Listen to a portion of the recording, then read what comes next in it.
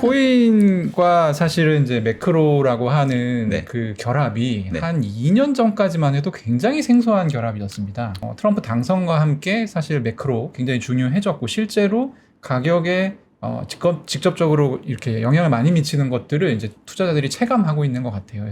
미국은 스테이블 코인을 키울 수밖에 없는 상황으로 갈 수밖에 없다라고 봅니다. 네. 그게 트럼프 정부만 하는 게 아니라 그리고 공화당 정부만 하는 게 아니라 민주당 정부가 되든지 트럼프가 아닌 다른 대통령이 그 다음 대권을 잡아가든지 이거랑 관계없이 현재 미국은 스테이블 코인 판을 키울 수밖에 없다. 가장 첫 번째 이유로는 부채 사이클을 연구를 많이 합니다. 네. 부채 사이클이라고 하면 민간의 부채 사이클도 있고요. 정부의 부채 사이클도 있습니다. 민간의 부채 사이클은 기본적으로 한 10년 단위로 움직입니다.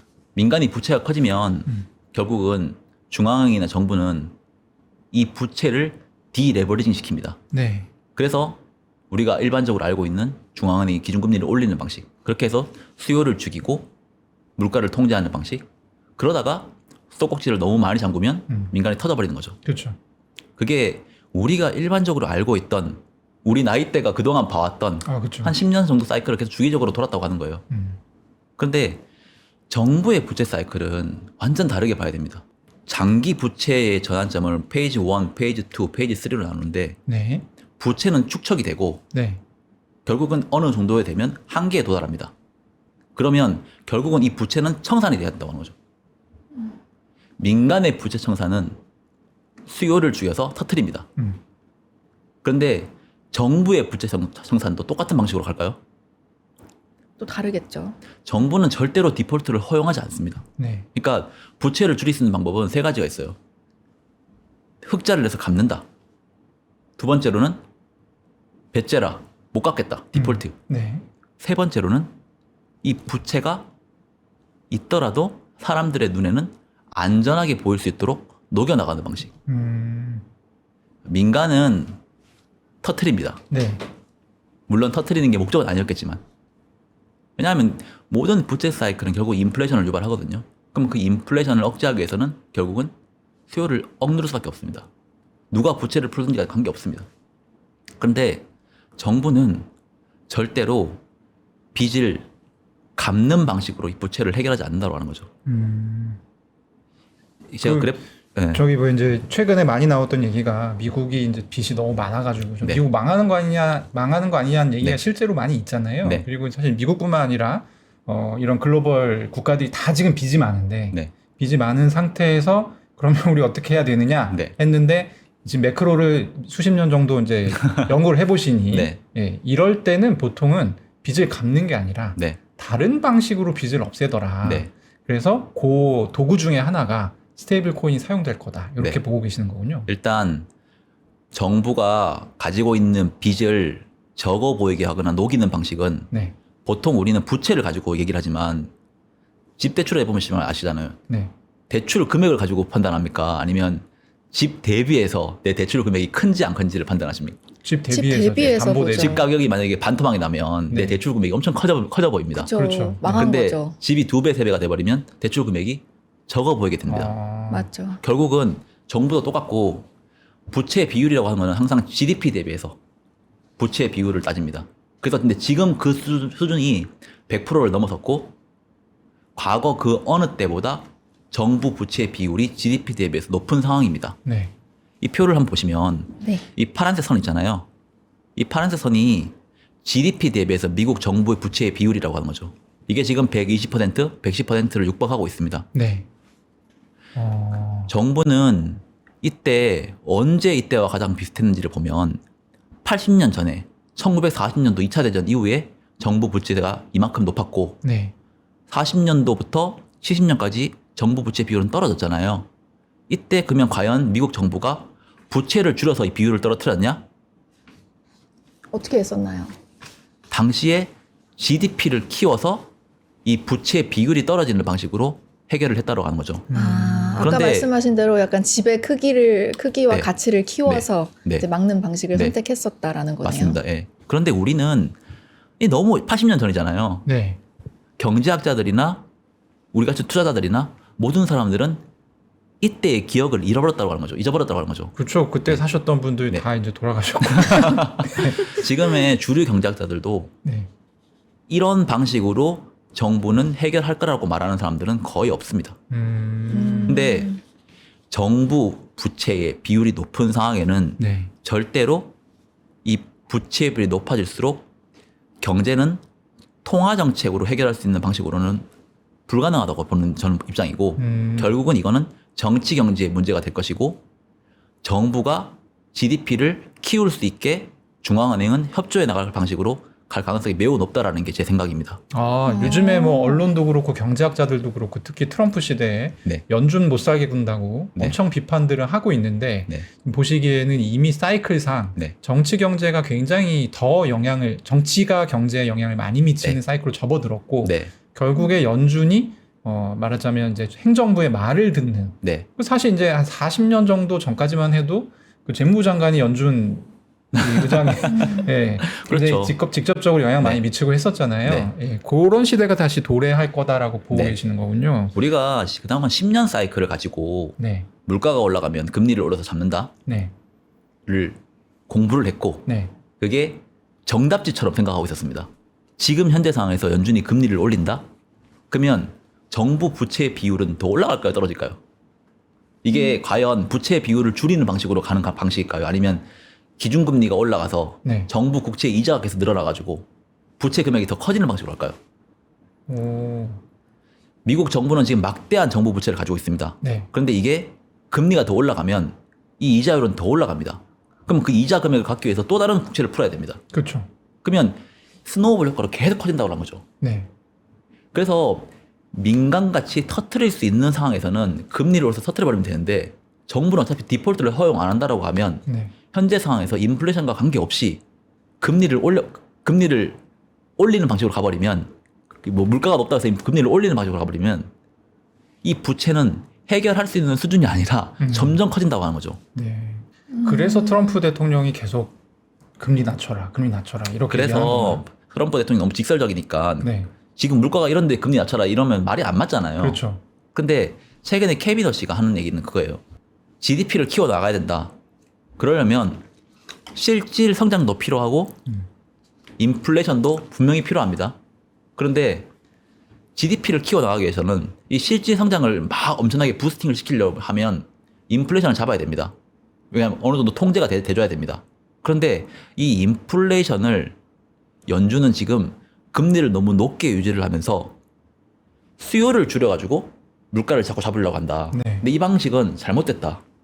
결국은 금리를 낮춰서 기업들이 투자를 할 수 있도록 더 만들어서 생산성을 올리고 이 생산성이 인플레이션을 잡아먹게 만들어줘야 된다는 게 케빈 호시의 생각이고 네. 사실 그게 트럼프 행정부가 처음부터 얘기했던 방식입니다. 그러니까 아. 물가가 높으니까 물가 때문에 금리를 낮춰라 높이라 이거는 그냥 네. 말로만 들으면 이해가 안 되는데 지금의 연준의 생각은 물가가 우리 목표치보다 높으니까 금리를 낮출 수 없다가 그들의 생각이고 현재 트럼프 행정부와 케빈 호시의 생각은 물가를 낮추기 위해서는 생산성을 올려야 되는데 생산성을 올리려면 기업들이 투자를 할 수 있는 환경을 만들어줘야 된다. 근데 이렇게 높은 금리에서는 투자가 막 일으키기 위해 자신감이 없다 기업들이. 네. 그래서 금리를 선제적으로 떨어뜨려야 된다.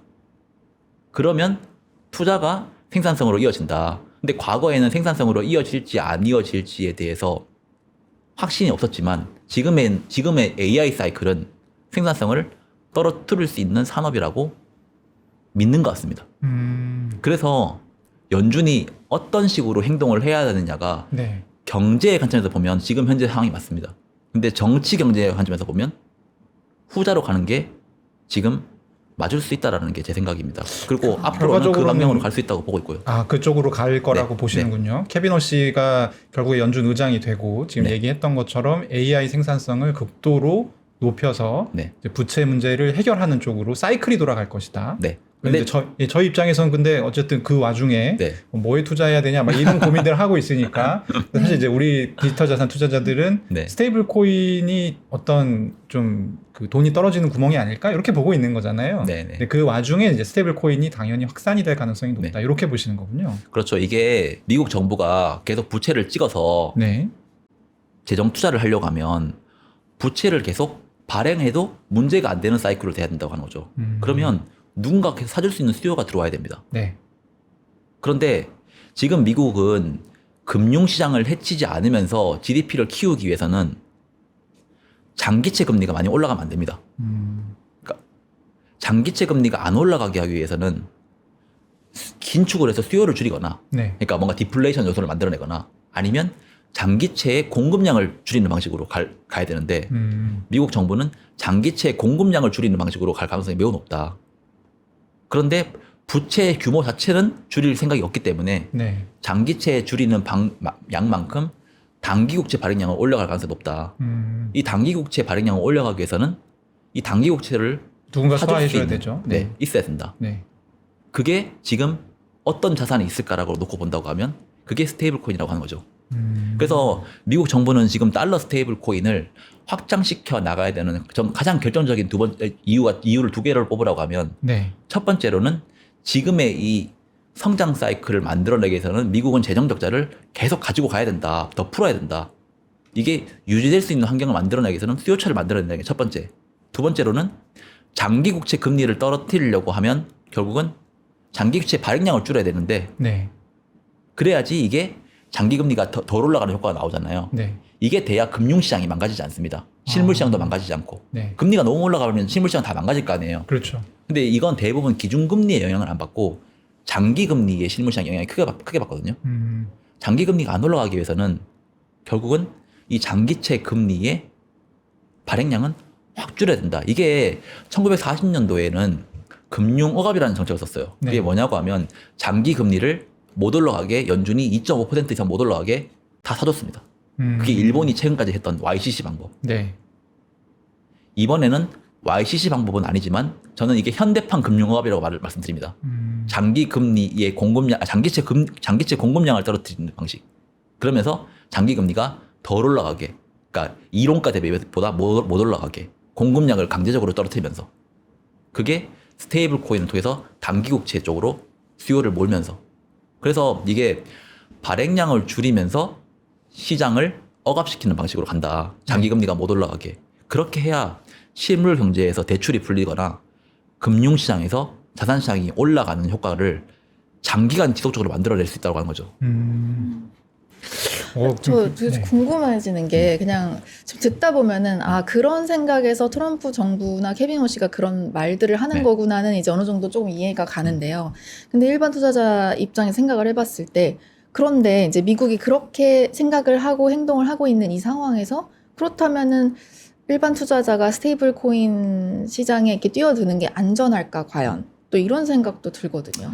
스테이블 코인은 어차피 화폐라는 관점에서 보면 저는 스테이블 코인을 이꼴 화폐로 안 봅니다. 네. 스테이블 코인은 어찌됐건 간에 토큰이고 그건 상품이에요, 상품. 네. 근데 화폐라는 관점에서 보면 사람들이 안 쓰면 불편해지는 세상으로 갈 가능성이 매우 높다고 봅니다. 그러니까 해외를 가도 스테이블 코인을 결제시키는 방식. 그리고 저는 스테이블 코인을 말씀드릴 때 항상 이 말씀을 드려요. 스테이블 코인, 그리고 블록체인, 그리고 AI 에이전트 세 개가 같이 결합돼서 가는 방식으로 갈 가능성이 높다. 거기에 지금 미국 금융회사들이나 우리나라 금융회사들은 토큰화라는 개념으로 해서 이거를 다 잘게 쪼개는 방식으로 지금 가고 있고 결국은 스테이블 코인이라는 게 블록체인 상에서 이렇게 거래되고 이동하는 방식이잖아요. 그래서 이 블록체인 망을 관리하고 있는 뭐 비트코인, 이더리움, 솔라나 같은 그런 블록체인 망을 관리하는 회사들도 같이 확장될 가능성이 높고 스테이블 코인은 누구나 다 쓸 수 있는 방식으로 안 쓰면 불편해지는 세상으로 만들어내기 위해서는 결국은 이거를 실물시장으로 끌고 나와야 되는데 그 실물시장을 끌고 나오는 요소들을 지금 이미 금융회사들은 뭐 STO나 NFT나 이런 방식으로 토큰화 개념으로 지금 다 만들어내고 있다. 우리는 지금 눈에 보이지 않기 때문에 모르지만 네. 어떻게 보면 사업 구상하는 사람들은 사업을 하고 있잖아요. 그쵸, 그게 그쵸. 아직까지 반료가 안 된 거잖아요. 시작이 안 된 거잖아요. 네. 이게 어떻게 보면 지니어스 액트, 클리어리티 법안 이런 것들의 타이밍에 맞춰서 지금 준비를 지금 다 하고 있는 상황입니다. 그래서 저는 지금은 뭐 이란 이스라엘 전쟁에 모든 게 지금 포커싱 돼 있고 네. 불안정하잖아요. 모든 게 다. 그래서 사람들은 현재 상황에서는 이런 부분들이 눈에 안 보입니다. 근데 이게 이제 어느 정도 끝나고 세상이 또 다시 이 전쟁이 좀 끝나는 방향으로 간다고 하면 사람들의 눈은 여기서 또 다른 이동으로 갈 가능성이 높습니다. 근데 하반기부터 나오는 대부분의 정책들은 결국은 기업들한테 해주는 감세 법안 그리고 지니어스 액트와 클래리티 법안 같이 뭔가 야 이제 우리가 제도를 깔아놓을 테니까 니네가 사업을 해도 돼라는 발판을 만들어주는 법안들이 나올 거라 보고 있고 그러면 이 부분들을 점차 확장시켜 나갈 수 있는 기업이나 관련돼 있던 뭐 자산군들이 각광을 받지 않을까라고 보고 있습니다. 네. 현재 지금 절대로 돈이 없는 건 아니고 돈은 많아요. 네. 근데 그게 위험을 감수할 수 있는 자산으로 안 가고 있습니다. 그렇죠. 은행들도 거의 뭐 영래포 할 때는 한참 거기다가만 돈 넣고 시중의 유동성 굉장히 많이 풀렸을 네. 때도 그러니까 이제 그 위험 감수를 굉장히 꺼리잖아요. 왜냐 안정적인 투자처가 있기 때문에. 맞습니다. 이것도 네. 이 표를 보더라도 이 선 두 개 있잖아요. 네. 위에 연한선이 GDP 대비해서 은행의 예금입니다. 예금 네. 비율. 밑에 파란색은 GDP 대비해서 대출의 비율입니다. 위에 보시면 코로나 때 예금이 많이 들어왔고 지금 많이 소진됐다고 하더라도 절대적인 비중은 높은 편입니다. 그러니까 예금은 많은데 지금 대출 비율을 한번 보세요. 대출은 전혀 나가지 않고 있습니다. 결국은 미국은 이 GDP를 키우려고 하는 거면 통화량을 키운다고 하는 방식이고 그게 신용 창출 개념이거든요. 네. M2 통화량을 키운다. 근데 이 M2가 커지게 하려고 하면 대출이 커져야 되는데 그렇죠. 현재는 이게 안 된다고 하는 거죠. 돈이 없어서 대출을 못 해주는 게 아니라 돈은 이미 들어와 있는데 이게 신용 창출로 안 이어진다. 결국은 아직까지 기업들은 성장에 대한 신뢰가 아직까지 부족하다. 이 부분들이 회복이 돼줘야지 이 사이클이 커질 수 있다고 저는 보고 있고요. 저는 준비해주신 장표를 보다 보니까 이제 그런 부분이 궁금해지는데 네네. 가령 이제 코로나 때 돈을 엄청 풀었잖아요. 네네. 근데 사실 푼 돈 대비해서는 유동성이 그만큼 위험자산 시장이나 자산 시장으로 넘어오지 않았다라고 하는 사후 분석이 지금은 대다수입니다. 지금 보여주신 것도 약간 그런 내용인 것 같고. 근데 만약에 이제 스테이블 코인을 뭐 단기채 국채를 많이 발행하면 그건 네. 이제 스테이블 코인이 소화를 해줘야 되니까 발행이 될 수밖에 없잖아요. 근데 이렇게 스테이블 코인이 많이 발행이 되게 되면 요것들은 사실 저런 경로가 아니라 좀 일반 투자 시장이라든지 이런 쪽에 그래서 조금 더 우리가 생각하는 유동성 폭발 효과 이런 거를 창출하게 될 가능성이 더 높은 건가요? 이게 클래리티 법안이 지금 상원에서 거의 어느 정도 가이드가 확정됐다고 보고 있는데 이자를 지급 안 하는 방식입니다. 거의. 그렇죠. 근데 이자를 저는 지급 안 하는 방식이 제 베이스 시나리오였어요. 이 책 쓸 때도 똑같았습니다. 네네. 그럼에도 불구하고 스테이블 코인은 확장될 거라고 저는 생각했었습니다. 결국은 법이 되냐 안 되냐가 중요한 거지 이자를 주냐 안 주냐는 주면 훨씬 더 위험해진다고 제가 옛날부터 전 말씀드렸습니다. 네네. 왜냐하면 미국이 지금 스테이블 코인을 키우려고 하는 방식은 은행에 있는 예금이 빠져나와서 스테이블 코인으로 가는 것을 원하지 않습니다. 왜냐하면 똑같은 돈인데 네. 은행 예금에 돈이 들어가 있으면 은행은 법적으로 인정받고 있는 신용 창출을 할 수 있는 기관이거든요. 그러면 만약에 내가 100만 원 있으면 은행은 1000만 원까지 만들 수 있는 회사예요. 근데 스테이블 코인 발행사들은 서클 같은 경우에는 100만 원이 들어오면 100만 원으로 담보를 사야 됩니다. 그럼 신용 창출이 불가능합니다. 그럼 미국 입장에서 GDP를 키운다고 가정하면 은행에 있는 돈이 예금이 빠져서 스테이블 코인으로 간다? 그럼 단순하게 스테이블 코인만 키우겠다고 하는 거잖아요. 그렇죠. 그럼 미국 정부에는 도움이 되는 게 거의 없다고 하는 거죠.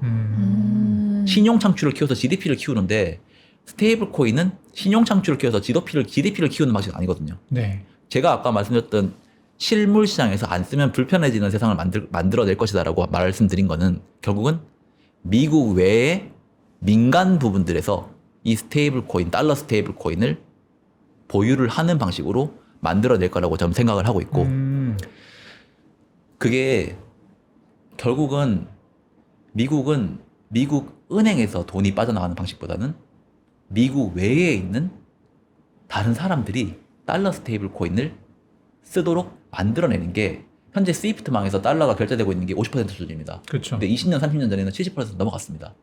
근데 스테이블 코인은 99% 이상이죠. 그러면 네. 이게 실물 시장으로 체인징만 가능하다고 하면 미국 입장에서 달러 패권을 유지하는데 훨씬 더 유리하다고 하는 거죠. 네. 아, 사실 지금 네. 저는 책을 보고 왔거든요. 네, 덕코인이라는 이해가 책을 되네요. 본 입장에서는 지금 일반 투자자들을 위해서 상당히 쉽게 설명해 주시고 있는 아, 건데 그런가요? 그래서 그런지 이해가 지금 좀 쏙쏙 되고 있어요. 이 책에는 유로 네. 달러라는 표현이 나옵니다.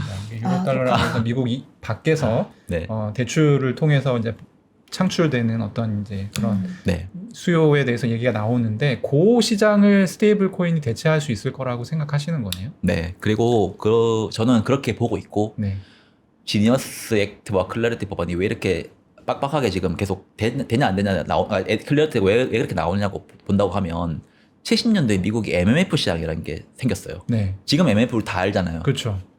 근데 70년도만 해도 MMF가 처음 나올 때 은행에서 엄청나게 불안했습니다. 왜냐하면 똑같은 효과였거든요. 네. 은행에 예금이 빠져서 간다. 근데 실제로 MMF가 딱 나왔어요. 5년 만에 은행의 예금이 실질적으로 빠지면서 뭔가 MMF 시장 돈이 간 흐름이 느껴졌고 네. 그때 은행이 소형은행부터 해서 왜냐하면 중소형은행보다 MMF가 더 좋다고 봤던 사람들이 있었으니까 네. 중소형은행부터 뭔가 위기라는 문제가 80년도에 생겼습니다. 그때 뭐 연준이나 뭐 연방 FDIC라고 하는 회사들 같은 경우에는 네. 은행도 MMF와 비슷한 상품을 만들 수 있도록 규제를 완화해 줬습니다. 그게 네. MMDA로 나왔던 거예요. 지금은 MMF 시장이 8조 달러 넘어갑니다. 네. 은행의 한 40% 정도 됩니다. 은행 예금에. 근데 공존하고 있잖아요. 그렇죠. 이런 방식을 스테이블 코인에서도 만들어낼 가능성이 저는 있다고 보고 있고 과거에 만들어내고 법안이 좀 제대로 안 돼, 그러니까 허점이 있는 상태에서 이렇게 내보니까 은행의 예금이 유출되는 게 보였잖아요. 이것 때문에 이번에 클래리티 법안은 최대한 안정적으로 가려고 하는 게 저는 있다라고 보고 있고 결국은 저는 공존하는 방식으로 갈 가능성이 매우 높다고 봅니다. 그러니까 스테이블 코인이 모든 걸 다 가져간다? 저는 아니라고 보고 있어요. 대신 공존하는 방식으로 간다. 이 달러 시스템과 달러 스테이블 코인 시스템은 공존하는 방식으로 가고 이게 은행에 예금이 빠져서 뭔가 은행을 망치면서 가는 방식은 미국 입장에서 이로운 게 하나도 없다. 그냥 단순하게 이렇게 질문해보고 싶은데 공존이라고 말씀하셨지만 사실 지금은 그 스위프트망에서 네. 달러 사용되는 게 50% 조금 넘잖아요. 네네. 아마 그것도 추세적으로는 이제 50 밑으로 내려갈 가능성이 크고 그런데 지금 스테이블 코인을 만약에 이 유로 달러 시장이 대체를 한다라고 네. 하면 이제 다시 90% 이상으로 가게 되는 건데 네. 그렇게 되면 미국은 굉장히 좋겠지만 네. 다른 나라 입장에서는 상당히 좀 피곤한 상황이 연출될 수 있을 것 같습니다. 그렇죠. 네. 그래서 유럽 쪽에서는 달러 스테이블 코인 발행량을 통제하잖아요. 네. 못 들어오게. 못 들어오게. 네. 그러기에 지금 그나마 국가들이 하는 방식입니다. 이게 경쟁에서는 밀릴 것 같으니까 네. 방어하는 방식. 음. 근데 이게 맞냐 안 맞냐는 모르겠어요. 근데 저는 어찌됐건 간에 달러 스테이블 코인이 99%라고 해도 결국은 지금 가상화폐 시장에서만 움직이고 있는 거잖아요. 그렇죠. 실물 시장으로 넘어갔을 때는 그 정도 비율을 차지할 수 없다고 보거든요. 근데 어차피 네. 방치를 하고 방어만 하면 네. 진짜로 그렇게 가버리면 그때는 진짜 방어가 불가능할 수도 있다고 저는 봅니다. 그래서 대안을 빠르게 뭐 원화 스테이블 코인이나 이런 것들도 빠르게 디지털 자산 제도화되는 법안들을 빨리빨리 만들어서 우리나라도 어떻게 보면 방어 측면이 아니라 확장시킬 수 있는 방법들을 빨리 찾아내야 된다고 저는 보고 있습니다. 생각하고 있습니다. 그렇군요. 저는 이제 미국 입장에서 왜 저렇게 은행과 가상자산업과 이 두 가지를 다 지키려고 했는지 이유를 잘 이해를 할 수 없었는데 이제 오늘 보니까 확실하게 이해가 됐고요. 근데 우리나라도 빠른 시일 내에 정말 규제도 만들고 뭔가 한 발 앞서 나가는 그런 일이 좀 일어나야 되겠네요. 네, 이 스테이블 코인이라고 하는 게 결국은 이 국채 보유량 이런 것도 분명히 있겠지만 결국은 실물 시장으로 확산되잖아요. 저는 가장 이게 혁신이 뭐냐고 물어본다고 하면 결국은 화폐에 대한 유통 속도라고 말하고 있어요. 이게 표를 보시면 네. 달러 스테이블 코인 USDC의 화폐 유통 속도를 이 노란색 선인데 잘 안 보이시죠? 근데 이게 한 19에서 한 30 정도 사이에서 움직입니다. 근데 지금 달러의 화폐 유통 속도는 1.4 정도 나온다고 하는 거죠. 근데 GDP가 네. 화폐 유통 속도와 통화량의 곱으로 보통 계산이 되거든요. 그러면 통화 속도가 엄청나게 빨라지는 세대로 간다고 하면 그만큼 돈을 안 풀어도 결국은 GDP를 키울 수 있는 방식으로 갈 수 있다고 하는 거죠. 이게 돈이 엄청나게 빠르게 돌고 결국은 이게 24시간 계속 거래가 되니까 화폐 유통 속도가 빠르고 이동이 빠르잖아요. 그렇죠. 그렇기 때문에 더 빠른 이동을 지금 만들어내는 게 블록체인들이잖아요. 저는 그래서 AI 에이전트 시대는 현재 달러 시스템은 불가능하다고 보거든요. 결제 시스템에서. 네. 물론 레거시에서는 쓰겠지만 그래서 공존한다는 개념으로 보지만 중장기, 초장기로 놓고 본다고 하면 거의 이쪽으로 간다고 봅니다.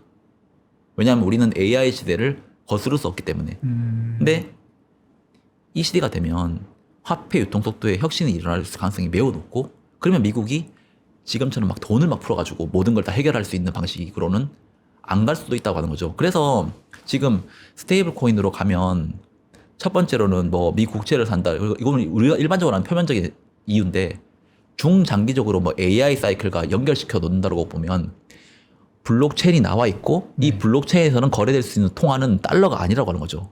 결국은 달러 스테이블 코인이고 그렇죠. 얘들은 그러면 뭐 어떤 산업을 위해서 움직이느냐? 결국은 그게 또 AI라고 하는 겁니다. AI가 없는 상황에서 블록체인이 확장될 수 있을까?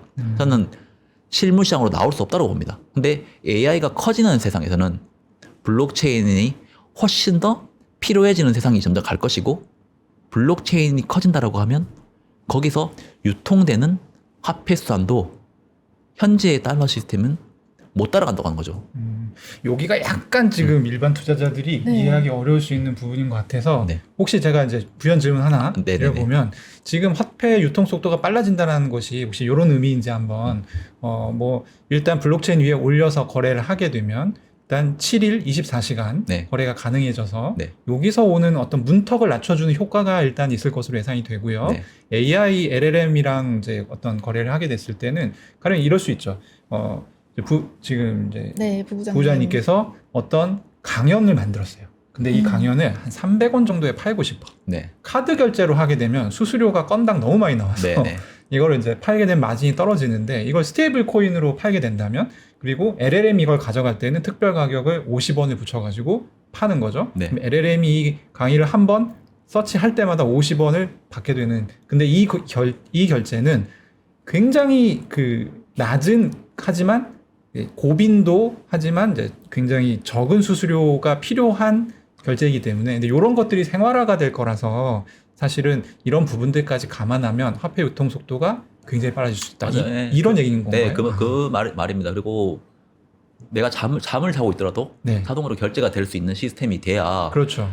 저 우리 반대편에 있는 사람이 돈을 받아서 또 할 수 있는 상황이잖아요. 그게 실시간으로 간다고 하는 거잖아요. 네. 지금은 그게 불가능하잖아요.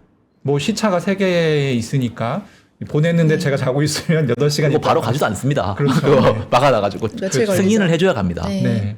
그러니까 그런 관점이라고 하는 거죠. 그래서 근데 AI 에이전트 시대는 승인 가는 거는 너무 느리다고 하는 거죠. 가고 하는 게 빠르게 도는 게 결국 속도입니다. 속도. 근데 이게 가상화폐 시장에서만 도는 거는 저는 경제에는 큰 의미 없다고 봅니다. 근데 실물 시장에서 이렇게 돈다? 엄청나게 커진다고 보고 있고 실물 시장에서 그동안 거래할 수 없었던 자산들을 잘게 쪼개준다? 그러면 누구든지 다 그 자산들을 보유할 수 있는 방식으로 갈 거 아니에요. 뭐 맨하탄에 있는 건물을 잘게 쪼개서 판다? 그럼 개인도 살 수 있는 거잖아요. 네. 그렇죠. 근데 지금 불가능하잖아요. 엄청난 대출을 일으키지 않는 한은. 그래서 그런 것들을 살 수 있는 자산들을 많이 만들어주고 이거를 빠르게 이동시켜주고 그렇게 해서 이 판을 키워준다고 하면 전 세계에서 쓸 수 있는 통용된 만약에 달러 스테이블코인 전 세계를 잡는다고 하면 그것만 가지고 모든 곳에서 다 활용할 수 있다고 하면 사람들은 안 쓰면 불편해지는 세상으로 갈 가능성이 높다고 봅니다. 근데 그러면 그런 시대가 도래하게 되면은 사실 현금을 가지고 있는 게 별 큰 의미가 없어질 수 있겠네요. 지금도 현금 안 들고 있잖아요. 그래도 조금 근데 들고 제가 그 있는데, 얘기를 들어요. 예. 미국 연준의 계좌를 보면 우리가 지폐 통화, 동전 통화, 지폐 이런 게 있잖아요. 네. 그게 어디 있는지 지금 미국도 집계가 안 됩니다. 그냥 아. 들고 이미 해외 가가지고 막 시장에서 쓰고 있잖아요. 네네. 근데 60% 그게 2조 달러에서 3조 달러 정도 됩니다. 그럼 2천조, 3천조 된다는 거죠. 네. 이게 대부분 60%에서 70% 이상은 미국 밖에 나가 있습니다. 신흥국에. 네네. 근데 달러 스테이블 코인이 커진다라고 하면 결국은 그 출처가 지금 집계가 안 되는 그 지폐들이 이쪽으로 다시 들어온다고 하면 미국 은행 시스템으로 다시 들어오는 방식이거든요. 이거는 미국 입장에서 결국은 은행 밖에 있던 돈들을 은행 안으로 끌어올 수 있는 방식이니까 그 영래포 말씀드렸던 그 방식과 유사할 정도로 네. 미국 은행의 순수 유동성, 미국의 순 유동성이 확장될 수 있는 가능성이 매우 높습니다. 그래서 이거는 사실 1시간짜리 강의인데 이거는 잘 이해를 잘 못해요 사람들이. 네, 근데 네, 네. 미국의 순 유동성은 은행들이 가지고 있는 지급 준비금을 가지고 많이 얘기를 하거든요. 근데 그 지폐들이 동전들이 은행의 지급 준비금 시스템으로 들어오는 순간부터는 미국은 아무것도 안 했는데 양적 완화 효과가 나옵니다. 그렇죠. 네. 네. 돈을 찍어서 넣어줘야지 양적 완화잖아요. 근데 밖에 그냥 시장에 있는 돈들이 은행으로 들어오면 이게 양적 완화 효과가 똑같은 방식으로 나온다고 하는 거죠. 지금 이제 어쨌든 저희가 네. 벌써 열띤 강의를 하고 20분 네네. 넘어서 이제는 투자자분들께서 굉장히 궁금해하시는 부분, 왜냐하면 네. 이게 지금 필요한 내용이었습니다. 아, 네네. 말씀하신 거를 제가 간단하게 정리해보면 지금 거대한 매크로 사이클상 과거에 민간이 시장이 주도하던 그런 이제 시기에서 다시 정부가 경제를 주도하는 시기로 지금 거의 넘어오고 있다. 네. 그리고 그런 어떤 신호들이 많이 나오고 있고 그 과정에서 스테이블 코인이 확산될 게 너무나도 명확하다. 네. 라고 얘기를 해주셨고, 그리고 아까 이제 연준으로 그 돈들이 회귀할 수 있다는 말씀도 해주셨지만, 어쨌든 유동성이 폭발하는 시기가 지금 이제 올 가능성이 있는 거잖아요. 근데 요 더 코인이라는 책도 보면 저는 네. 제일 인상 깊었던 부분이 뭐냐면, 비트코인이 유동성이 단순히 늘어난다고 해서 가격이 올라가는 게 아니라 유동성의 증가 속도가 굉장히 중요하다라는 얘기를 하시거든요. 그래서 증가 속도가 갑자기 커질 때 그때가 비트코인 가격이 이제 역사적으로 보면 네. 확 올라갔다는 거예요. 네. 그래서 이제 그런 부분들 얘기를 저희가 좀 해봤고 이제는 그러면 내가 그러면 돈이 얼마 있는데 자산 배분을 이런 시대에는 어떻게 해야 되냐. 저는 그 얘기를 말씀드려요. 지금은 부채가 화폐로 바뀌는 시기입니다. 지금 네. 부채를 화폐화시키고 있는, 어떻게 보면 희석시키는 방식으로 갈 가능성이 전 매우 높다고 봅니다. 네. 이런 시기에서는 통화가 많이 풀릴 때는 가장 좋았던 자산은 희소한 자산이라고 하는 거죠. 희소한 자산. 네. 우리가 희소한 사람이 돼야 돈을 많이 벌 수 있어요. 아, 그렇죠. 사람도 이제 대체 불가해야 되니까요. 그냥 네. 남들 다 하고 있는 거는 의미 없다고 하는 거죠. 희소한 자산, 희소한 사람이 앞으로는 각광받는 시대가 될 수밖에 없고 그쪽으로 돈이 몰릴 수밖에 없다고 저는 보고 있어요. 40년에서 70년 사이클, 그때도 결국은 희소한 자산들이 많이 올랐습니다. 그리고 2020년에서 지금까지 뭐 5년을 놓고 본다고 하면 이미 부채 화폐는 전 시작됐다고 보고 있는 입장에서 비트코인이 올랐을까요? 미국 주식이 올랐을까요? 금이 올랐을까요? 지금 2020년부터 지금까지 그냥 나는 몰빵해놓고 가만히 있었어요. 뭐가 지금 제일 많이 올랐을까요? 코인 아닌가요? 주식이 어느 주식이냐에 어느 따라 좀 주식이냐에 따라 다르겠지만 다르니까. 여기 S&P 500이라고 치면 아, 그럼 모르겠네. 그래도 비트코인이 조금 더 그래도 높을 것 코인. 같아요. 여기 S&P 500도 많이 올랐잖아요. 네, S&P 근데 500도 많이 올랐죠. 이 그래프 보시면 2020년에 코인이 제일 위에 있는 거거든요. 올랐다가 빠졌다 했잖아요. 결국은 지금 네. 7배 정도 돼요. 제일 많이 올랐네요. 그래도. 중간이 금입니다. 네. 맨 마지막이 금분의 S&P 500. S&P 500은 빠졌습니다. 어떻게 보면. 근데 S&P 500도 많이 올랐습니다. 근데 상대 가치 측면에서는 덜 올랐다는 거죠. 그러니까 결국은 점점 더 희소한 자산으로 돈이 갈 가능성이 높다. 기업도 똑같습니다. 엔비디아, 뭐 우리가 빅테크를 투자하는 이유가 그 네. 빅테크는 희소한 기업들이잖아요. 삼성전자, 하이닉스를 투자하는 이유는 희소한 기업이니까 투자하는 거 아닌가요? 지금의 이 AI 사이클에서.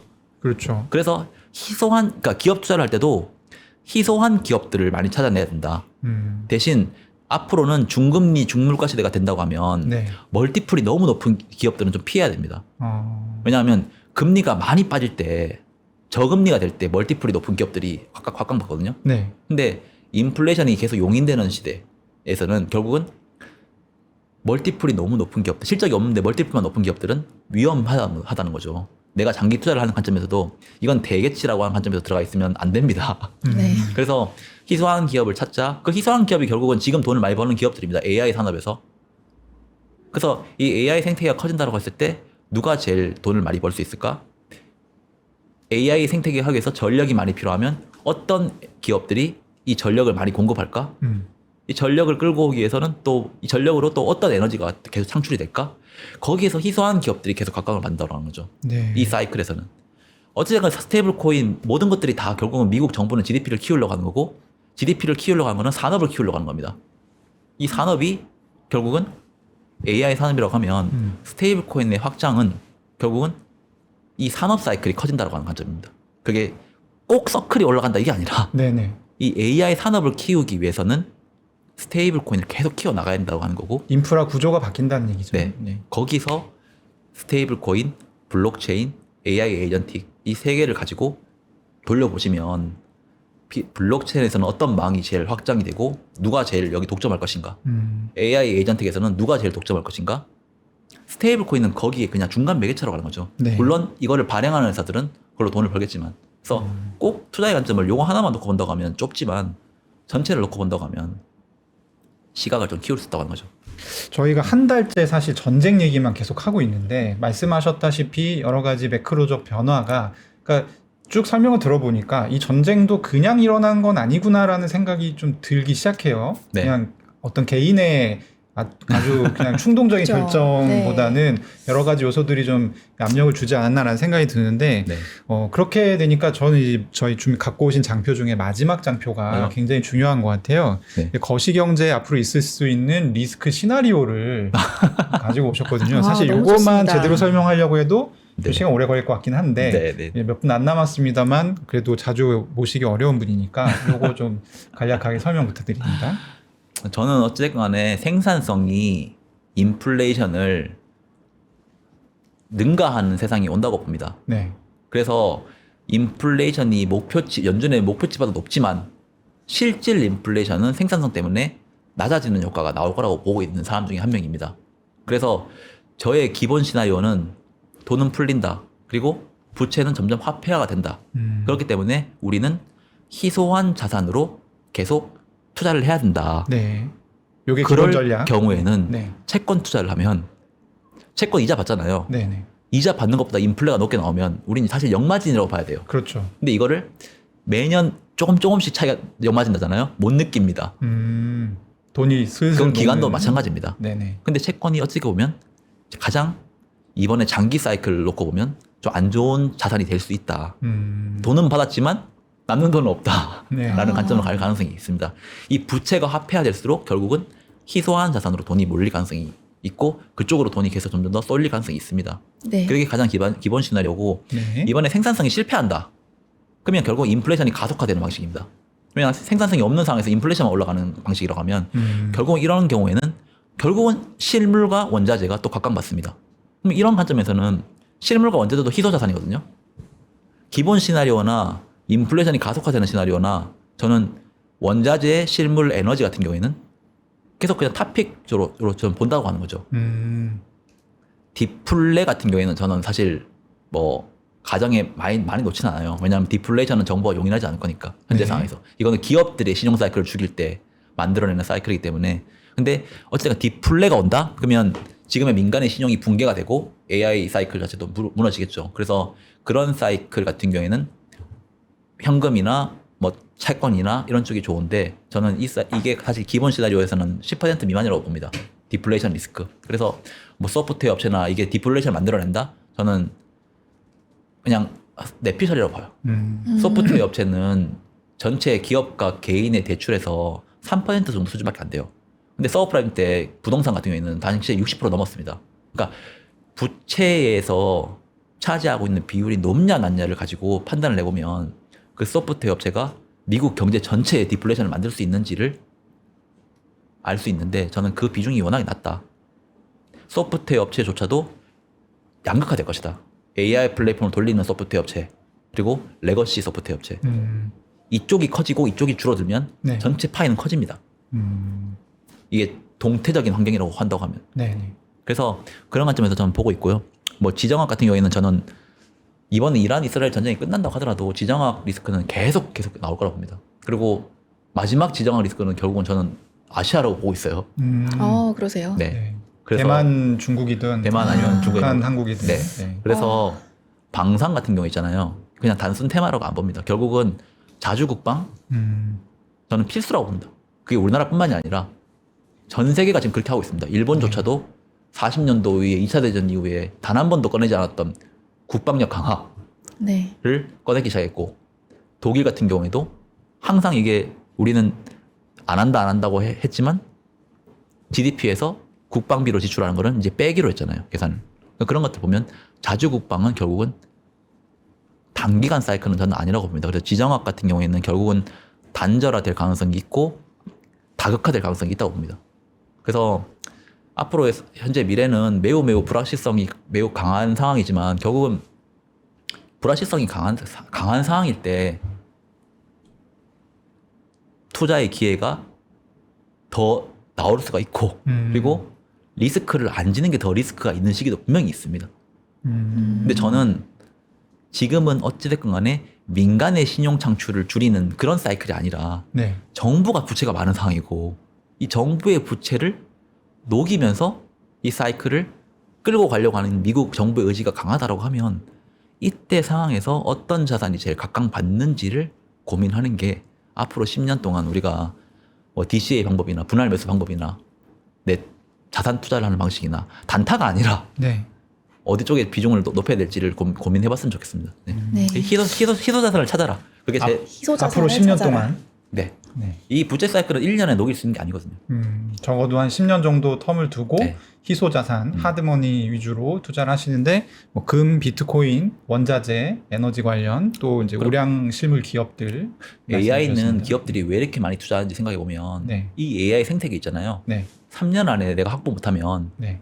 그 다음부터는 우리 AI 생태계에서 그 나라는 배제됩니다. 도태되어 그래서 버리는구나. 미친 듯이 돈을 투자하는 거예요. 생태계를 누가 가져가느냐. 그 다음은 내가 기술이 좋아도 사람들이 안 씁니다. 이쪽은. 구글이 전 세계 생태계를 가져가 버렸잖아요. 네. 예전에. 예. 그런데 더 좋은 기술, 더 좋은 뭐 웹페이지가 있다고 하더라도 안 쓰잖아요. 그렇죠.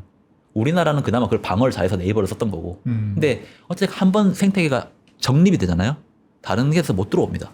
그래서 이 AI 쪽으로 생태계를 최대한 확보하려고 하는 거고 기업들도 그걸 알기 때문에 지금 이게 넣은 것보다 너무 많이 쓰는 거 아니냐라고 생각이 드는 건 당연히 그 사람 더 잘 알겠죠, 우리보다. 네네. 근데도 하는 이유가 바보라서 하겠습니까, 그 사람들이? 생태계를 가져와야 앞으로 40년 사이클을 가지고 오는 그 배당이라고 하면 지금 우리는 이거를 뺏기지 않겠다라고 한 거잖아요. 그래서 그 관점을 봤으면 좋겠습니다. 네. 네, 오늘 장시간 지금 나오셨던 게스트 중에 가장 길게 얘기하신 것 같습니다. 네, 성사의 부자님 오늘 말씀 너무 감사합니다. 네네. 너무 감사드립니다. 네.